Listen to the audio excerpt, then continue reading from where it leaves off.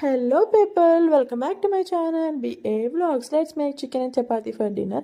Oil వేసేసి ఆయిల్లో onions and పచ్చిమిర్చి ఫ్రై చేసుకొని చికెన్ వేసేసి కొంచెం సాల్ట్ వేసి దాన్ని కొంచెంసేపు మగ్గనివ్వాలి. ఆ లోపు మనము చపాతీ పిండి మిక్స్ చేసుకుందాం. అందులో సాల్ట్ అండ్ ఆయిల్ వేసి అది మిక్స్ చేసుకుందాం. ఆయిల్ వేయడం వల్ల చపాతీ అనేది మెత్తగా వస్తుంది. దాని తర్వాతకి చికెన్ ఫ్రై అయిపోయి ఆ వాటర్ అంతా పోయిన తర్వాతకి కొంచెం పసుపు అండ్ అల్లం వెల్లుల్లి పేస్ట్ చేసి దాన్ని మళ్ళీ ఫ్రై చేసుకుందాము.